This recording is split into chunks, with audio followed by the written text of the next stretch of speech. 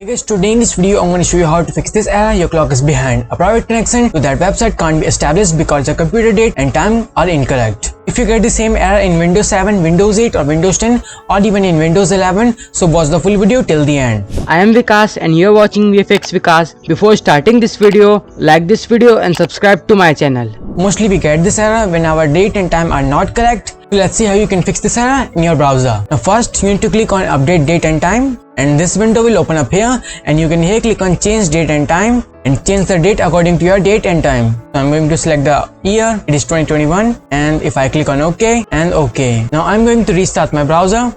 Now after clicking on update date and time, if this window is not opening, you can just open it by clicking on the Windows button, and here you need to search for date and time and open it, and here click on change date and time and change the date according to your date and time. Now after changing that date and time, you need to restart your Windows.